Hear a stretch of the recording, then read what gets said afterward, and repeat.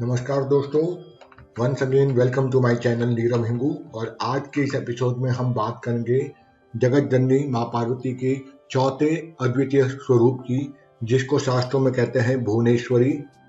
जो भुवनेश्वरी है महाविद्या का सौम्य स्वरूप है। तो चलिए इस पर साधना पद्धति आज स्पष्ट करता हूँ। भुवनेश्वरी साधना। शास्त्र कहता है कि सूर्य उत्पन्न हुआ और पारमेष्ठी सोम की आहुति हुई, इससे यज्ञ हुआ और उस यज्ञ से त्रैलोक का उत्पत्ति हुई। तीनों भुवन की उत्पत्ति होने से षोडशी की सत्ता बनी और उसका संचालन करती हुई वही शक्ति भुवनेश्वरी बन गई। यदि सूर्य में सोम की, चंद्रमा की आहुति ना होती तो यज्ञ संपन्न होता ही नहीं, और बिना यज्ञ के भुवन की रचना बिल्कुल असंभव सी बात है। भुवनों को रचना से ही जगत जननी भुवनेश्वरी कहते हैं क्रियाशील हुई, और सूर्य के मस्तक पर विराजमान चंद्रमा की आहुति से यह भुवन क्रियाशील रहता है, गतिमान भी रहता है। इंदु किरिता की इसी अवस्था का एक स्वरूप का नाम दिया गया है, इंदु किरिता। यह एक अवस्था है शास्त्रों में जो जगत जननी का एक स्वरूप भी माना गया है। शास्त्र कहता है कि देवी के मस्तक पर द्वितीय का जो चंद्रमा है ठीक उसी प्रकार का वह चंद्रमा शोभायमान है। माँ के 3 नेत्रों का निदान बताया जा चुका है, जो मैंने पहले के एपिसोड में षोडशी त्रिपुर सुंदरी के बारे में बताया है। उसका लिंक मैं इसमें डाल दूंगा, तो उस पर मैं चर्चा नहीं करूंगा। शास्त्र कहता है कि 84 लाख यानी 84 लाख योनियों में जितनी भी प्रजाएं हैं, उन सब का भरण पोषण भगवती पार्वती का यह स्वरूप है भुवनेश्वरी ही करती है। वरदा से यही अभिप्राय कहते हैं कि अपने तेज से पूर्ण विकासपूर्ण अवस्था में पूर्ण यौवन का यह घोतक है, उसके तुंग कुचा भी कहते हैं। और देवी अपने संपूर्ण तेज से हमेशा दैप्यमान रहती है। प्रलय काल में जो भुवन जलमग्न हो गए थे, वही आज देवी की कृपा से विकासशील रहे हैं, मानो कि उसी देवी की कृपा दृष्टि उस पर हो रही है। तभी शास्त्र कहता है स्मरण मुखिम। स्मरण मुखिम से यही तात्पर्य है कि उनकी कृपा से यह संचालन, जो एडमिनिस्ट्रेशन वर्क चलता रहता है। और उनकी चिन्ह में अंकुश का और पाश का भी चिन्ह दिखाई देता है। भुवनेश्वरी के हाथों में चिन्ह और अंकुश है, जिसका अर्थ मैं वहां पर भी मैंने बता दिया गया। अंकुश यानी कि एक कंट्रोलिंग जो फैक्टर रहता है, उसको अंकुश कहते हैं, ठीक है। और पाश का अर्थ है जो 5 विकार है, जो पाश है, उनको नाश करने की जो प्रकरण, जो योगिक क्रिया बताई गई है, वो सांकेतिक रूप से पाश का आवरण धारण किए हुए भगवती भुवनेश्वरी हाथों में पाश भी दिखाई देता है। वो यही बताया जा चुका है। मंत्र में अगर बात करूं तो मंत्र में महाकाली, महालक्ष्मी और महासरस्वती तीनों ही महादेवियों के बीज मंत्र हैं, और इनके जप से, जैसे कि स्तोत्र हो, कवच हो, न्यास, इन सब में जप करने से शक्ति, इनकी बल, सामर्थ्य, लक्ष्मी, धन, संपदा, वैभव, सब प्रकार के उत्तम विद्याएं, साथ ही साथ आध्यात्मिक अवस्थाएं जैसे भक्ति, ज्ञान और वैराग्य की प्राप्ति होती है। तो आज बात करेंगे कि अगर इनका अनुष्ठान करना हो तो अनुष्ठान के लिए क्या क्या चीजें जरूरी हैं। तो अनुष्ठान प्रकार प्रस्तुत करता हूँ। भगवती भुवनेश्वरी के अनुष्ठान के लिए किसी भी शुभ दिन और शुभ कामना के लेकर ही अनुष्ठान में बैठना चाहिए, या केवल मंत्र सिद्धि के लिए भी सफलता और इष्ट सिद्धि के लिए भी, या इष्ट सिद्धि यानी अगर आपकी इष्ट देवता भुवनेश्वरी है तो तभी भी उनकी ये साधना जरूर करनी चाहिए। माँ के इस स्वरूप में साक्षात पार्वती का सौम्य रूप है, इसलिए साक्षात दर्शन खुली आंखों से बाहर दर्शन तो बिरले ही भाग्यवान कर सकते हैं। वो तो सिद्ध पुरुषों को ही होता है, क्योंकि कई लोग यह भी सोचते हैं कि भुवनेश्वरी के दर्शन साक्षात केवल मंत्र जाप से हो जाएंगे, पर ये तो भाग्यवान सिर्फ पुरुषों को ही, जो आध्यात्म की सर्वोच्च अवस्था में है, उनको ही दर्शन प्राप्त होता है। परंतु अंतर में यदि आप ध्यान करते हैं या साधना सही जगह पर आ रही है तो स्वप्न में भी माता के दर्शन हो सकते हैं और जीवन सफल हो जाता है।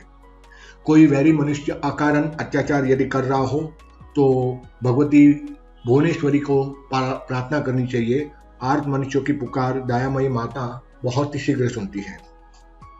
सभी मंत्रों की भांति भुवनेश्वरी मंत्र कि पहले आप दीक्षा किसी गुरु से ले लें या इष्ट देवी से प्रार्थना करें और फिर पुनश्चरण विधि से मंत्र को सिद्ध करें। इसके जप करने से साधक के या जिसके लिए आप कर रहे हो, जिनके बिहाफ पे आप अनुष्ठान कर रहे हो, उनके सभी विघ्न बाधाएं दूर हो जाती है और कार्यों में जरूर सफलता मिलती है। ये तो हो गई सकाम भावना। अब निष्काम भावना। निष्काम भावना से साधना करने पर साधक को स्वयमेव माँ की कृपा प्राप्त होती है और चारों पुरुषार्थ जैसे कि धर्म, अर्थ, काम और मोक्ष, साथ ही साथ रिद्धि, सिद्धि, सुख, संपत्ति, वैभव आदि सभी की प्राप्ति होती है। तो साधक को चाहिए कि शुभ मुहूर्त पर्व काल में या फिर रात्रिकाली काल में, मोहरात्रि, महारात्रि, ग्रहण काल की रात्रि, होली, दीपावली या वो भी उपलब्ध ना हो तो कृष्ण पक्ष की अष्टमी या चतुर्दशी से इस साधना का आरंभ करना चाहिए।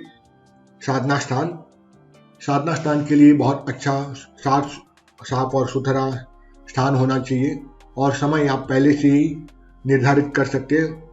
समय की बात करूं तो रात्रि के 9 या 10 बजे के बाद ही आपको, यानी जो दूसरा प्रहर है, उस दूसरे प्रहर में आपको साधना शुरू करनी चाहिए। साधक या साधिका को चाहिए कि स्नान करके पवित्र होकर स्वच्छ आसन पर बैठ जाएं। लाल रंग के पदार्थ होने चाहिए पूजा में, विशेष रूप से हर चीज में यदि संभव हो तो लाल रंग की पूजा का सामग्री का इस्तेमाल करें। लाल रंग के पुष्प, लाल रंग की गंध, लाल रंग की चंदन, लाल कुमकुम, लाल रंग की धूप, लाल बत्ती का दीपक, रुद्राक्ष की माला, लाल रंग का नैवेद्य यानी कि प्रसाद, फल, सेब, गुलाब जामुन आदि, ये भी लाल रंग के जो पदार्थ है वही लेने चाहिए। आसन पहने के वस्त्र भी यदि संभव हो, पुरुष हो तो वो धोती पहने लाल रंग की, और स्त्री हो तो लाल रंग की साड़ी पहने, और घी का दीपक भी हो।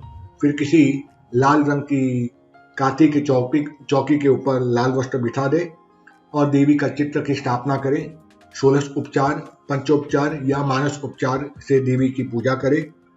विनियोग, ध्यान, न्यास, कवच पाठ के बाद ही मंत्र जप करें और जप से पहले माला की पूजा करनी चाहिए। विनियोग आदि ना कर सके तो केवल पूजा व जप भी कर ले तो भी अच्छा है, और माँ का अंतर में ध्यान करते हुए मंत्र का जाप होना चाहिए। पुनश्चरण संख्या। इस मंत्र का पुनश्चरण 3 लाख की जप की संख्या मानी गई है और नियम अनुसार, जैसे हर बार मैं कहता हूँ, ये शास्त्रीय मंत्र है तो इसमें आपको 1.25 लाख, जो कि ये केस में है 3 लाख, तो 3 लाख मंत्र जप की संख्या है। और फिर उसका मंत्र जब 3 लाख हो जाए उसके बाद दशांश भाग का हवन, तर्पण, मार्जन, ब्रह्म भोजन सब मिला के 3,33,333 यह संख्या होती है। और जिसकी सामर्थ्य 3/10वां भाग हुआ, यानी 30,000 आहुति, 3 लाख का 10वां भाग, तो 30,000 आहुति की हवन आप ना दे सके तो आप उतनी चीज का 10 गुना ज्यादा आप जप कर ले, जो बचा है वो। ब्राह्मण भोजन 1 से 15 या 10 से 15 ब्राह्मणों को भोजन कराए या कन्याओं को और बालकों को भोजन कराए तो अति उत्तम है। उनका पूजन करें। दक्षिणा आदि ना दे सके तो 10 गुना जप कर ले। इस प्रकार पुनश्चरण किया जाए तो मंत्र सिद्ध होता है और उसके बाद किसी भी कार्य के लिए या अपने लिए या दूसरों के लिए यदि आप अनुष्ठान करते हो तो काम में प्रयोग कर सकते हैं। अनुष्ठान कार्य की गंभीरता को देखते हुए शास्त्र कहते हैं 11,000, 21,000 आदि की जब निश्चित रूप से संख्या होनी चाहिए रोज की। अब मैं बात करूंगा विनियोग। पानी हाथ में लेकर इस प्रकार मंत्र विनियोग पढ़ना चाहिए। ओमस्य श्री भुवनेश्वरी महामंत्रस्य सदाशिव ऋषि त्रिस्तुप छंद श्री भुवनेश्वरी देवता ह्रीं बीजम ऐं शक्ति श्रीं किलकम मम अभिष्ट सिद्धयते श्री भुवनेश्वरी देवी प्रियर्थे जपे विनियोग। अब ऋषि न्यास, जहाँ जहाँ बोलो वहाँ वहाँ उन अंगों पर दाहिना हाथ से स्पर्श करना है।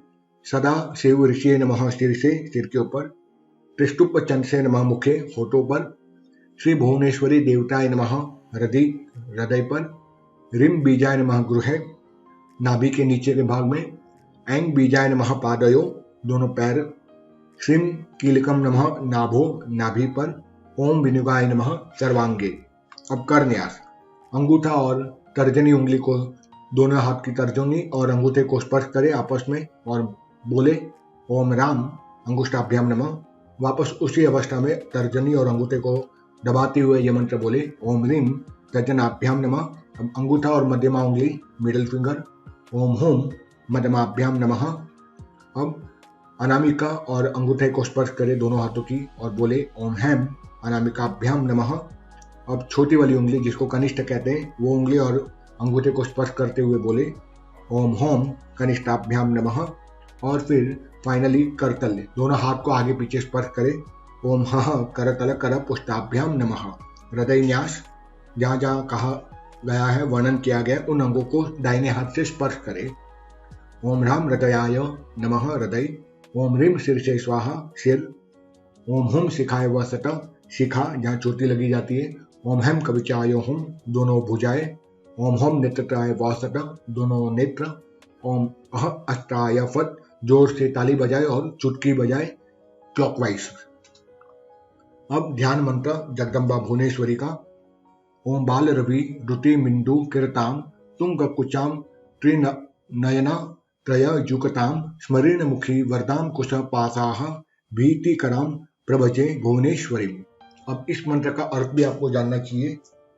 अर्थ है कि माता भुवनेश्वरी देवी के शरीर के अंगों को आभा, जो प्रभात काल के जो सूर्य किरण हैं उसके समान ललिमा लिए हुए हैं। उनके मस्तक पर मुकुट स्वरूप चंद्रमा शोभायमान है और उभरे हुए स्तनों वाली माँ जगदम्बा की ये 3 नेत्र है। वे मन मन मुस्कुरा रही हैं। चारों भुजाओं में वरद मुद्रा यानी कि वरदान देने वाली मुद्रा, अंकुश पाश अभय मुद्रा से युक्त है। और ऐसे भक्तों को अभय प्रदान करने वाली भगवती श्री भुवनेश्वरी माँ को मैं भजन करता हूँ, उनका ध्यान करता हूँ तथा उनको नमस्कार करता हूँ। अब मूल मंत्र जिसका 3 लाख जप करना है, ओम ऐं ह्रीं श्रीं नमः। मैं फिर रिपीट करता हूँ, ओम ऐं ह्रीं श्रीं नमः। अब भुवनेश्वरी कवच अंतिम में, ह्रीं बीजं मे पातु भुवनेशी ललाटं, ऐं पातु दक्षनेत्रं मे ह्रीं पातु वागलोचनं, श्रीं पातु दक्षकर्णमे त्रिवाणात्मा महेश्वरी, वाम कर्णे सदा पातु ऐं घ्राणं पातु मे सदा, ह्रीं पातु वदनं देवी ऐं पातु रसनां मम, वाक्पूता च त्रिवर्णात्मा कंठे पातु परात्मिका, श्रीं स्कंदो पातु नियतं, ह्रीं भुजो पातु सर्वदा, क्लीं करो त्रिपुरा पातु त्रिपुरेश ऐश्वर्यदायिनी, ओम पातु हृदयं ह्रीं मे मध्य देशं सदा वस्तु, क्लीं पातु नाभिदेशं सा त्रयक्षरी भुवनेश्वरी, सर्वबीज प्रदापुष्टं पातु सर्ववशंकरी, ह्रीं पातु ग्रह देशं मे नमो भगवती गतिं, माहेश्वरी सदा पातु शंखिनी जानुयुगकम्, अन्नपूर्णा सदा पातु स्वाहा पातु पदद्वयं, सप्तदशाक्षरी पाया अन्नपूर्णात्मिका परा, तारं माया रमा काम षोडशाणी तथा परम, श्रेष्ठां सर्वदा पातु वि सत्या वर्णात्मिका पराः, तारा दुर्गे युगं रक्षिणी स्वाहा हेति दशाक्षरी, जया दुर्गा धन श्यामा पातु मां पूर्वतो मुदा, माया बीजादिका तैषा दशा वाणा च तथा परा, उत्तप्त कांचना भाषा जय दुर्गा नने वस्तु, तारं ह्रीं जुं दुर्गायं नमस्ता अष्टात्मिका पराः, शंख चक्र धनुर्बाण धरा मां दक्षिणे अवस्तु,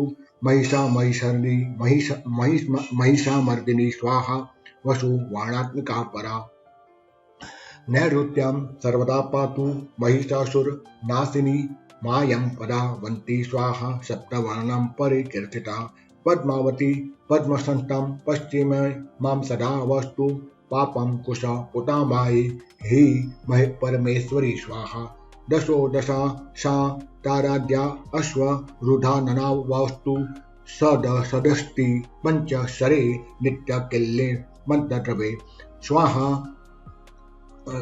रणेक्षरी विद्या मामुत्तरे सदा वस्तु, तारं मायातु कवचं संरक्षित सदा वधूः, ओम श्रैं फट् महाविद्या द्वादशा शाणाखिल प्रदा तव रीताष्टा हि भी पाया छिंद व कोणे सदा च माम ऐं क्लीं सौः सततो बाला मूर्धे देशतो वास्तु विगद्वंता भैरवी बाला भूमो च मा सदा वस्तु। इस प्रकार से भुवनेश्वरी का यह कवच पाठ कंप्लीट हो गया और यहाँ पर कंप्लीट होने के बाद आपको उस मूल मंत्र का जो मैंने उच्चारण किया ओम ऐं ह्रीं श्रीं नमः उसका 3 लाख जप करना है।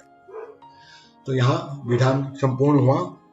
आशा रखता हूँ आपको कुछ नवीन ज्ञान की प्राप्ति हुई होगी और इसी के साथ आपसे अलविदा लेता हूँ। मिलता हूँ अगले एपिसोड में एक नई महाविद्या साधना का विधान प्रस्तुत करता हुआ त्रिपुरी भैरवी साधना के साथ आपको फिर मिलता हूँ। तब तक के लिए धन्यवाद, नमस्कार। मुझे सुनने के लिए बहुत बहुत आभार।